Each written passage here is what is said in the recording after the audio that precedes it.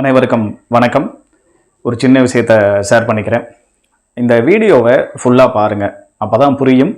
நிறைய தகவல்கள் அதில் இருக்குது, அப்போ தான் அது உங்களுக்கு கிடைக்கும். ஒரு தேர்வுக்கு ப்ரிப்பேர் பண்ணுறவருக்கு எது மகிழ்ச்சியை தரும் அப்படின்னா, எப்போ நாம் படிக்கிற பாடம் நமக்கு நல்லா புரியுதோ அதுதான் நமக்கு கிடைக்கிற ஒரு பெரிய மகிழ்ச்சி.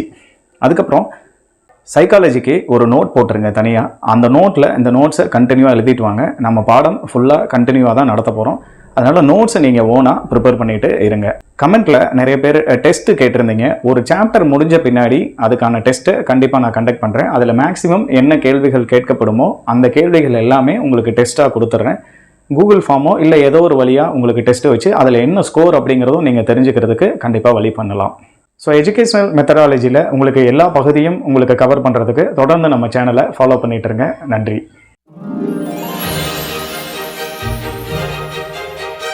ஸோ இந்த வீடியோவில் நம்ம என்ன பார்க்க போகிறோம் அப்படின்னா, கற்றல் அப்படின்னா என்ன, அப்புறம் கற்றலுக்கும் முதிர்ச்சிக்கும் என்ன தொடர்பு, கற்றலில் என்னென்ன வகையான கற்றல்லாம் இருக்குது, டைப்ஸ் ஆஃப் லேர்னிங் இருக்குது, ஃபேக்டர்ஸ் அசோசியேட்டட் வித் லேர்னர், அதாவது கற்பவரோடு தொடர்புடைய காரணிகள் என்னென்ன அப்படிங்கிறதும், அதுக்கப்புறம் தியரிஸ் ஆஃப் லேர்னிங்கில் ஒரே ஒரு தியரி மட்டும் இந்த காணொலியில் பார்க்க போகிறோம். அதுக்கப்புறம் கண்டினியூவாக அடுத்தடுத்த காணொலியில் மற்ற தியரி எல்லாமே வரிசையாக தான் போயிட்டுருக்கோம். முதல்ல கற்றல் அப்படிங்கிறது என்ன அப்படின்னா, நல்லா ஞாபகம் வச்சுக்கோங்க. கற்றல் அப்படின்னா அதுக்கு டைரெக்டாக என்ன சொல்லுவாங்க அப்படின்னா, நடத்தையில் மாற்றத்தை ஏற்படுத்துவது அப்படிங்கிறத நல்லா ஞாபகம் வச்சுக்கணும். அதாவது சேஞ்சஸ் இன் பிஹேவியர், அதான் ரொம்ப முக்கியம். கற்றல் அப்படின்னாவே நடத்தையில் மாற்றத்தை ஏற்படுத்துவது. இங்கே நாம் கற்றல் அப்படிங்கிறத என்ன சொல்கிறோம் அப்படின்னா, ஒரு இண்டிவிஜுவலோட நடத்தையில் நிரந்தரமான மாற்றம், பெர்மனன்ட் சேஞ்சஸ் இந்த பிஹேவியர் அப்படின்னு இங்கே நம்ம சொல்லியிருக்கோம். அதுதான் எதனால் எக்ஸ்பீரியன்ஸ் ஆர் ப்ராக்டிஸ் அப்படின்னு சொல்கிறோம். அதாவது ஒருத்தரோட பயிற்சினாலேயோ இல்லைனா அனுபவத்தினாலேயோ அவரோட நடத்தையில் நிரந்தரமான மாற்றத்தை ஏற்படுத்துவது தான் கற்றல் அப்படிங்கிறது பொதுவாக ஏற்றுக்கொள்ளப்பட்ட ஒரு கருத்தாக இருக்குது. அதுக்கப்புறம் முர்ஃபி அப்படிங்கிறவர் என்ன சொல்கிறார் அப்படின்னா, the term learning covers every modification in behaviour to meet environmental requirement அப்படின்னு சொல்கிறார். அதாவது நம்மளை சுற்றி இருக்கிற நம்முடைய தேவைகளுக்கு ஏற்ப, சுற்றுச்சூழலோட தேவைகளுக்கு ஏற்ப நம்மளோட நடத்தையில் ஏற்படக்கூடிய மாற்றமே கற்றல் அப்படிங்கிறாரு. அதாவது நமக்கு என்ன தேவை இருக்குது, நாம் எந்த பகுதியில் இருக்கோமோ அதுக்கு தகுந்த மாதிரி நம்மளோட நடத்தையில் மாற்றம் ஏற்படும், அதுதான் கற்றல் அப்படின்னு சொல்லி முர்ஃபி சொல்லிடுறாரு. அடுத்து ஸ்மித் அப்படிங்கிறவர் கற்றலை பற்றி என்ன சொல்கிறார் அப்படின்னா, பழைய நடத்தை, அதாவது பழைய நடத்தைங்கிறது வீக்கான நடத்தை, அதிலிருந்து புதுசாக ஒரு நடத்தைக்கு நம்ம மாறுறது தான் என்ன அப்படின்னா கற்றல் அப்படிங்கிறாரு. இது என்ன அப்படின்னா, நம்மக்கிட்ட கற்றல் இல்லை, நாம் எதையுமே புதுசாக கற்றுக்கலை அப்படிங்கும்போது நம்மளுடைய பழைய பிஹேவியர் இருக்கும், அது பலவீனமாக தான் இருக்கும், வீக்காக தான் இருக்குது, நீங்கள் உங்கள் மெச்சூரிட்டி இல்லை அப்படின்லாம் சொல்லுவோம் இல்லையா. அப்போது கற்றல்னால இந்த வீக்கான அந்த பழைய பிஹேவியர் நல்ல பிஹேவியராக, ஒரு நல்ல நடத்தையாக மாறுறது தான் கற்றல் அப்படின்னு ஸ்மித் சொல்கிறாரு. அடுத்த தலைப்பு லேர்னிங் அண்டு மெச்சூரேஷன் அப்படின்னு சொல்கிறோம். அதாவது கற்றலும் முதிர்ச்சியும்.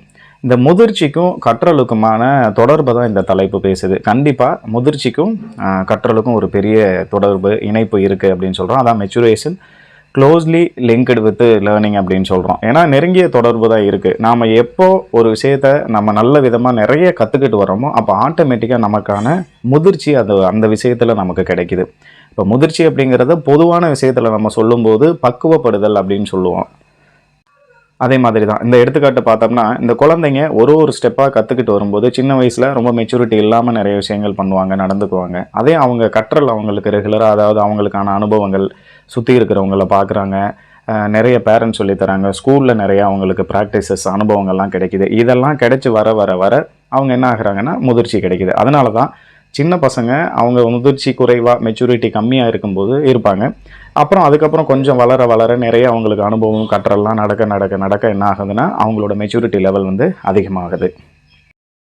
அடுத்து நம்ம பார்க்க போகிற டாபிக் டைப்ஸ் ஆஃப் லேர்னிங், அதாவது கற்றலோட வகைகள் அப்படின்னு சொல்கிறோம். மொத்தம் ஒரு 6 வகையில் நம்ம இந்த கற்றலை பிரிச்சிருக்கிறாங்க.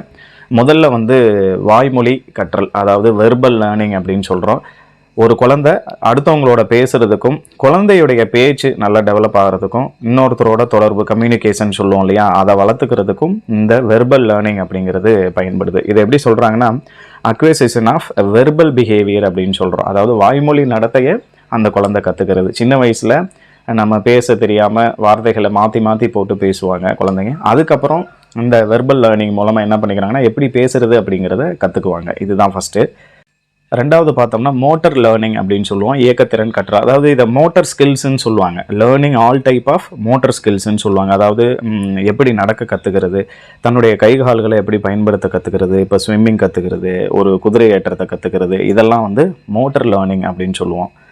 அடுத்தது கான்செப்ட் லேர்னிங் அப்படின்னு சொல்கிறோம். அதாவது கருத்துருவாக்க கற்றல் இல்லைனா கருத்துக்களை கற்றல் அப்படின்னு சொல்லலாம். இது என்ன அப்படின்னா, concept is a form of mental image denotes idea about things or events அப்படின்னு சொல்லுவோம். அதாவது ஏதாவது ஒரு ஐடியாவை அந்த குழந்தைங்க எப்படி தனக்குள்ளே கொண்டு வந்துடுது கற்றுக்குது அப்படிங்கிறது. உதாரணத்துக்கு சொல்லணும் அப்படின்னா, இப்போ ஒரு பாலை மேலே தூக்கி போடுறோம், அது ஏன் கீழே வருது அப்படிங்கிற அந்த ஒரு ஐடியாவை, அந்த கருத்தை வந்து அந்த குழந்தைங்க கற்றுக்குச்சுன்னா அது லைஃப்பில் எல்லா இடத்துலையுமே அதை பயன்படுத்த ஆரம்பிச்சிருவாங்க. கண்டிப்பாக எந்த பொருளாக இருந்தாலும் பூமியை பொறுத்த வரைக்கும் தூக்கி போட்டோம் அப்படின்னா அது கண்டிப்பாக கீழே வந்து சேரும் அப்படிங்கிற ஒரு அந்த கருத்தை கற்றுக்கிறது வந்து இந்த கான்செப்ட் லேர்னிங் அப்படிங்கிறதுல வந்துடும்.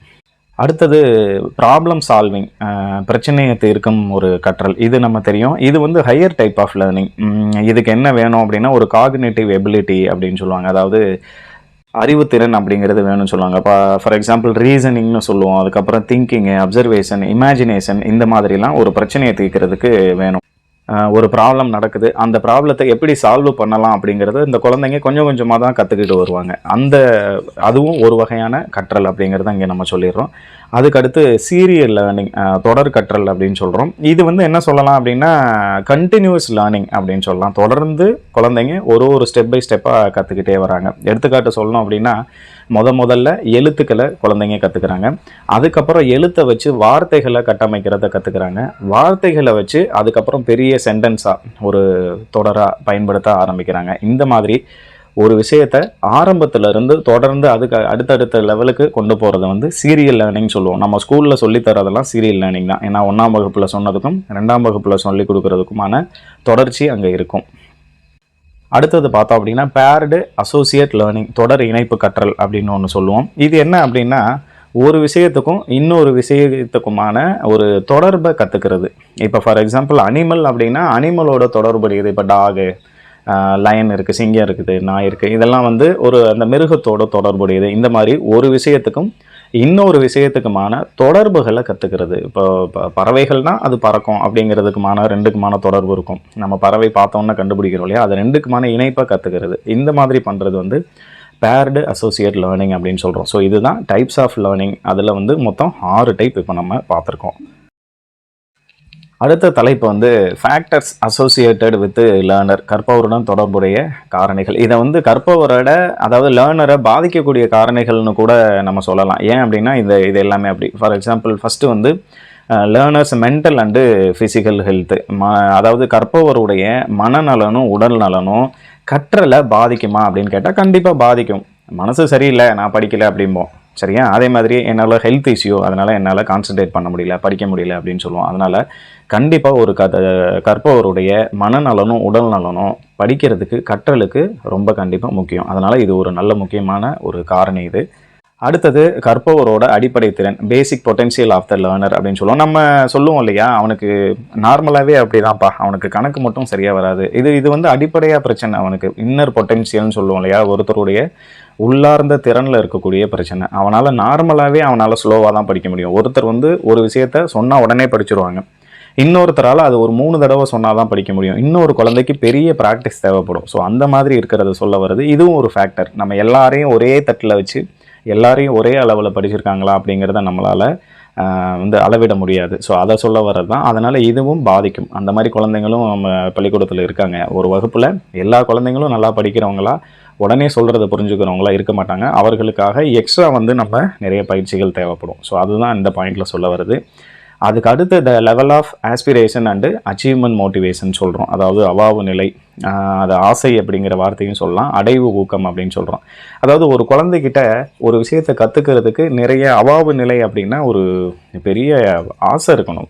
இதை நான் வந்து பயங்கரமாக கற்றுக்க போகிறேன், ஆர்வம்னு சொல்லுவோம் இல்லையா, அதை கூட இங்கே நம்ம வச்சுக்கலாம். ரொம்ப ஆர்வத்தோட ஒரு விஷயத்த அந்த குழந்தை கற்றுக்கணும். ஆர்வம் குறைவாக இருக்குது அப்படின்னா அங்கே கற்றலும் கண்டிப்பாக குறைவாக தான் இருக்கும். ஆர்வமே இல்லாமல் ஒரு விஷயத்தை நம்ம படிக்கிறது சரியாக வராது. அதே அடுத்தது அடைவு ஊக்கம் அப்படின்னு சொல்லுவோம், அச்சீவ்மெண்ட் மோட்டிவேஷன் அப்படின்னு சொல்லிட்டு. அதாவது ஒரு விஷயத்தை நான் இதை வந்து அச்சீவ் பண்ணிடுவேன், அது எனக்கு ஒரு இதை அச்சீவ் பண்ணியே தீருவேன் அப்படிங்கிற ஒரு ஆர்வம் இருக்கணும். இந்த வாரத்தில் நான் இதை படித்தே முடிச்சிடுவேன், இந்த சாப்டரை நான் கம்ப்ளீட் பண்ணிடுவேன் அப்படிங்கிறதுலாம் அச்சீவ்மெண்ட் மோட்டிவேஷனில் வரும். அந்த அடைவு ஊக்கம் ஒரு விஷயத்தை கற்றுக்கிறதுக்கு கண்டிப்பாக ஒருத்தருக்கு தேவை. இது இல்லை அப்படின்னா அது கற்றலை பாதிக்கும். சரியா? அதுக்கப்புறம் கோல்ஸ் ஆஃப் லைஃப், வாழ்க்கையோட லட்சியம் அப்படின்னு சொல்கிறோம். நிச்சயமாக ஒரு லட்சியம் இல்லாமல் நம்மளால் ஒரு விஷயத்தை கற்றுக்கவே முடியாது. கண்டிப்பாக இதை நான் அச்சீவ் பண்ண போகிறேன், அதுக்காக இதை நான் படிக்கிறேன், எனக்காக லட்சியம் இது, நான் பிஜிடிஆர்பி பாஸ் பண்ண போகிறேன், ஸோ அதுக்காக நான் என்னோடய கற்றலை நான் தொடர்ந்து நடத்திட்டு இருக்கேன் அப்படிங்கிறதெல்லாம் இந்த இதில் வந்துடும். அதுக்கப்புறம் ரெடினஸ் அண்டு வில் பவர், அதாவது விருப்பம் சொல்லலாம், தயார் நிலை, இல்லைனா ஆயத்த நிலை அப்படின்னு சொல்லணும். எந்த ஒரு விஷயத்துக்குமே என்ன இருக்கணும்னா ஒரு கற்றுக்கிறதுக்கான விருப்பமும் இருக்கணும், அதே மாதிரி ஆயத்தமாக இருக்கணும். நான் இன்னைக்கு ஓகே அடுத்தது புதுசாக ஒரு டாபிக் வரப்போகுது, அதை கற்றுக்க நான் தயாராக இருக்கேன் அப்படிங்கிற மனநிலையை நாம் உருவாக்கி வச்சுக்கணும். இதுதான் வந்து இந்த கற்பவரோடு தொடர்புடைய காரணிகளில் நாம் பார்க்கக்கூடிய சில விஷயங்கள். ஸோ அடுத்து பார்க்க போகிற டாபிக் வந்து தியரிஸ் ஆஃப் லேர்னிங், கற்றல் கோட்பாடுகள். நிறைய கற்றல் தொடர்பான தியரிஸ் வந்து இருக்குது. அதில் தியரி மட்டும், ஒரே ஒரு தியரி மட்டும் இந்த காணொலியில் நம்ம பார்க்குறோம். அதுக்கப்புறம் அடுத்த தியரிலாம் அடுத்த வீடியோவில் கண்டினியூவாக அப்படியே பார்த்துருவோம். ஸோ ஃபஸ்ட்டு வந்து trial and error theory of learning, அதாவது முயன்று தவறி கற்றல் கோட்பாடு அப்படின்னு சொல்கிறோம். இதை அறிமுகப்படுத்தினவர் வந்து எட்வர்டு லீ தாண்டைக் அப்படின்னு சொல்கிறோம். இதை இங்கிலீஷில் படிக்கும்போது இஎல் தாண்டைக்குன்னு சில இடத்துல ஆப்ஷன்ஸ் கொடுப்பாங்க, அதனால் அதை நீங்கள் பார்த்துக்கோங்க.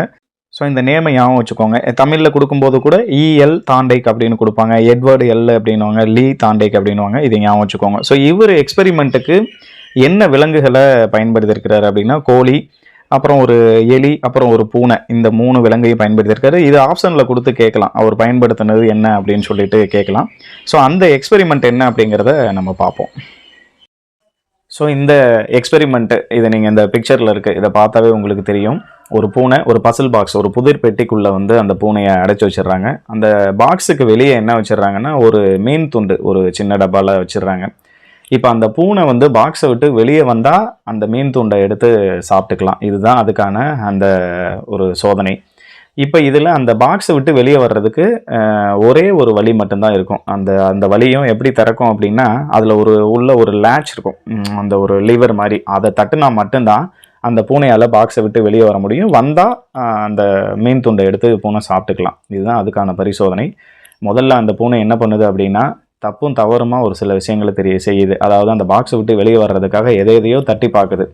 இப்போ தட்டி பார்க்கும்போது ஒரு முறை என்ன பண்ணிடுது அப்படின்னா, நிறைய ட்ரை பண்ணதுக்கப்புறம், தவறுகள்லாம் ட்ரையல்லாம் செஞ்சதுக்கப்புறம் ஒரு முறை அந்த லேட்சை கரெக்டாக தட்டிடுது. அப்போ அந்த டோர் ஓப்பன் ஆகிடுது, வெளியே வந்து அந்த மீன் துண்டை எடுத்து சாப்பிட்ருது. ஸோ இதுதான் இதுக்கான இது. இந்த அந்த பூனைக்கான மோட்டிவேஷன் என்ன, ஒரு ஆர்வத்தை எது ஊட்டுது அப்படின்னு பார்த்தோம்னா அந்த மீன் துண்டோட வாசனை தான். இப்போ அந்த மீன் துண்டோட வாசனை போனவுடனேயே பூனைக்கு என்னது ஒரு ஆர்வத்தை கொடுத்துருது, அதால் உள்ளே உட்காந்துருக்க முடியல. ஸோ இதுதான் அந்த எக்ஸ்பெரிமெண்ட்டு. இப்போ இதை வந்து தொடர்ந்து பண்ணுறாங்க. முதல் முறை பண்ணும்போது நிறைய டைம் எடுத்துக்குது அந்த பூனை அந்த பாக்ஸை விட்டு வெளியே வர்றதுக்கு. அடுத்தடுத்த முறை இதே சோதனையை திரும்பி நடத்தும்போது முதல் தடவை நடந்ததை விட அடுத்த தடவையில் நேரம் ரொம்ப குறையுது, சீக்கிரமாக கதவை திறந்துட்டு வந்துடுது. ஸோ இதுதான் அந்த சோதனை. இந்த சோதனையிலேருந்து அவர் என்ன வந்து லாஸ் எல்லாம் சொல்லியிருக்கிறாரு அப்படிங்கிறத வந்து நம்ம பார்ப்போம். இந்த எக்ஸ்பெரிமெண்ட்டிலிருந்து சில முக்கிய கோட்பாடுகள், ஒரு 4 முக்கியமான கோட்பாடுகள், மேஜர் தியரிட்டிக்கல் பிரின்சிபல்ஸ்ன்னு சொல்கிறோம். ஸோ என்னெல்லாம் அதில் இருக்குது அப்படின்னு பார்த்தோம்னா, ஃபஸ்ட்டு வந்து learning involves trial and error அப்படின்னு சொல்கிறோம். தவறுகளை திருத்தி சரியான செயலை செய்கிறது. நம்ம எல்லாருமே அப்படி தானே நம்ம கற்றுக்கிட்டு வந்திருக்கோம். ஏதாவது ஒரு விஷயத்தில் சின்ன சின்ன தவறுகள்லாம் நடக்கும், அதிலிருந்து நல்லதை கற்றுக்கிட்டு வந்திருப்போம். அதுதான் வந்து, அதாவது நிறைய மோர் ஃபால்ஸ் அட்டெம்ப்ட் அப்படின்னு சொல்லுவோம். நிறைய ஒரு தவறான அட்டெம்ப்டெல்லாம் நம்ம பண்ணிவிட்டு அதுக்கப்புறம் சரியானதுக்கு வர்றது. அப்படி தான் இந்த பூனையும் பண்ணுது. எதையோ தட்டி பார்க்குது, அப்புறம் சரியான இதுக்கு வந்துடுது. இது வந்து முக்கியமான முதல் கோட்பாடு. அதுக்கப்புறம் ரெண்டாவது என்ன அப்படின்னா, learning is the result of the formation of connections, இணைப்பு கோட்பாடு அப்படின்னு சொல்கிறோம். அதாவது இப்போ இந்த பூனைக்கு இங்கே என்ன கிடைச்சிது, நம்ம இந்த லேட்சை தட்டினோம்னா கதவை திறக்கும் அப்படிங்கிற ஒரு இணைப்பு கிடைச்சிது. கதவை திறந்துச்சுன்னா நமக்கான அந்த ஒரு ரிவார்டு கிடைக்கும் அப்படின்னு சொல்கிறோம். ஸோ இதுதான் வந்து இந்த ரெண்டாவது இணைப்பு கோட்பாடுங்கிறது. ஒன்றோட ஒன்று தொடர்பு படுத்தி நம்ம கற்றுக்கிறது. அதுதான் வந்து முதல்ல பூனைக்கு வந்து ரொம்ப நேரம் ஆச்சு. 2வது முறை பண்ணும்போது அந்த பூனை சீக்கிரம் போய் எடுத்துக்கிறதுக்கான அந்த இதுதான். அடுத்தது learning is incremental not insightful அப்படின்னு சொல்கிறோம்.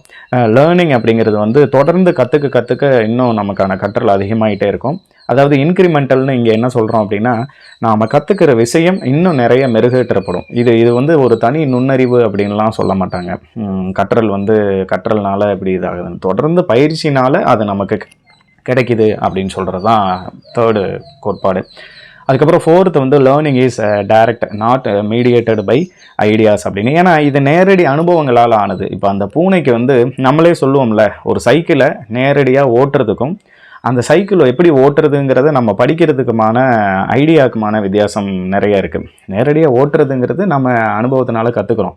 நான் வந்து புக்கில் படிச்சுட்டு அதை நேரடியாக போய் என்னால் சைக்கிளை ஓட்ட முடியாது. ஸோ அதுதான் இந்த கோட்பாடு. ஸோ இது 4ம் இந்த எக்ஸ்பெரிமெண்ட்லேருந்து வந்த முக்கியமான ஒரு 4 விஷயங்கள். ஸோ கடைசியாக நாம் பார்த்தது வந்து மேஜர் தியரிட்டிக்கல் பிரின்சிபல்ஸ்ன்னு பார்த்தோம். அதிலிருந்து எடுக்கப்பட்ட முக்கியமான கோட்பாடு என்னென்னு பார்த்துக்கிட்டோம். அதே வந்து விதிகள் என்னென்ன அப்படிங்கிறது இது ரொம்ப முக்கியம். தாண்டைக்கோட அந்த பரிசோதனையிலிருந்து பெறப்பட்ட 3 முக்கியமான விதிகள். இது 4வது வந்து எக்ஸ்ட்ரா இருக்கிறது. ஃபஸ்ட்டு 3 ரொம்ப முக்கியம். அதில் முதல் விதி வந்து த லா ஆஃப் ரெடினஸ் அப்படின்னு சொல்கிறோம். அதாவது ப்ரிப்பரேஷன் ஃபார் ஆக்ஷன், அதாவது ஆயத்த விதி. என்னென்னா, நீ ஒரு விஷயத்தை கற்றுக்கிறதுக்கு தயாராக இருந்த அப்படின்னா அது கண்டிப்பாக உன்னால் கற்றுக்க முடியும், கிடைக்கும் அப்படிங்கிறது தான். அந்த பூனை கற்றுக்க ரெடியாக இருந்துச்சு. அந்த பூனைக்கு அந்த விஷயம் கிடைச்சிது. ஏன்னா அந்த பூனை இதே மாதிரி எனக்கு பாக்ஸ் விட்டு வெளியே வர முடியாதுன்னு அங்கேயே உட்காந்துருந்ததுன்னா உட்காந்தா இருந்திருக்கணும், அந்த மீன் துண்டு அதுக்கு கிடைச்சிருக்காது. இதுதான் முதல்ல.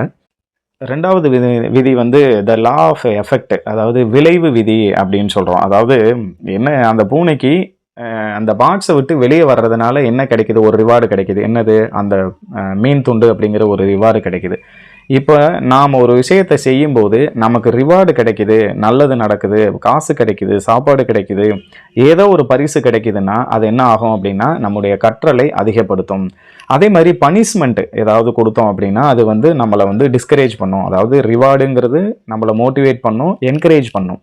அதே பனிஷ்மெண்ட் வந்து நம்மளை டிஸ்கரேஜ் பண்ணும். அதுதான் வந்து த லா ஆஃப் எஃபெக்ட் அப்படின்னு சொல்கிறோம். அதை ரிவைஸ்டாக என்ன பண்ணியிருக்காங்க அப்படின்னா எஸ்ஆர் கனெக்ஷன் அப்படின்னு சொல்கிறோம். ஸ்டிமுலஸ் அண்டு ரெஸ்பான்ஸ் அப்படின்னு சொல்லுவோம். அதாவது தூண்டல் துலங்கல். தூண்டல் எதனால் ஏற்படுது, இந்த பூனைக்கு அந்த பாக்ஸ்குள்ளே இருக்குது, அந்த ஸ்மெல்லு போய் அந்த மீனோட ஸ்மெல்லு போனோடனேயே பூனைக்கு தூண்டல் ஏற்படுது. அப்புறம் துலங்கல் ரெஸ்பான்ஸ் எப்படி ஆகுது, இந்த ஸ்மெல்லுனால அது நமக்கு கிடைக்கணும் அப்படிங்கிறது போய் என்ன பண்ணிடுது, பூனை அந்த பாக்ஸை விட்டு வர்றதுக்கு முயற்சி பண்ணி வெளியே வந்து அந்த மீனையும் எடுத்துருது. ஸோ இதுதான் வந்து அதுலேயே ரிவைஸ்டு. அடுத்த கோட்பாடு வந்து த லா ஆஃப் எக்ஸசைஸ், பயிற்சி விதி அப்படின்னு சொல்கிறோம். எந்த ஒரு விஷயத்தையுமே சிறப்பாக பண்ணுறதுக்கு தொடர் பயிற்சி வேணும், ரிப்பிட்டேஷன். திரும்ப திரும்ப அதை வந்து பயிற்சி நம்ம கொடுத்துக்கிட்டே இருக்கணும்.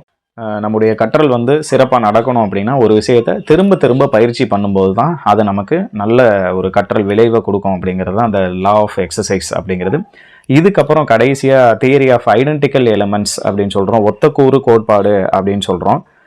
இந்த ஒத்தக்கூறு கோட்பாடு அப்படிங்கிறது இது லாஸ்ட்டு, இது வந்து புதுசாக இருக்கிறதா. அந்த மேலே இருக்க 3 தான் ரொம்ப முக்கியம். இந்த லாஸ்ட் இது என்ன சொல்ல வருது அப்படின்னா, நாம் கற்றுக்கிற ஒரு விஷயம், ஒரு சூழ்நிலையில் கற்றுக்கிற ஒரு விஷயம் அதே மாதிரி இன்னொரு சூழல்லையும் நமக்கு கிடைக்கும்போது அங்கே கற்றல் வந்து ஈஸி ஆகும் அப்படின்னு சொல்கிறோம். இப்போ நம்ம சொல்லுவோம் இல்லையா, எனக்கு வந்து இங்கே நான் படிக்கும்போது அந்த சூழல் வந்து எனக்கு நல்லா இருந்துச்சு, இன்னொரு இடத்துக்கு போகும்போது இதே மாதிரி நல்ல ஒரு சூழ்நிலை கிடைச்சதுன்னா நான் நல்லா படிப்பேன் அப்படின்னு சொல்லுவோம் இல்லையா. அதுதான் ஒத்தக்கூறு கோட்பாடுங்கிறது.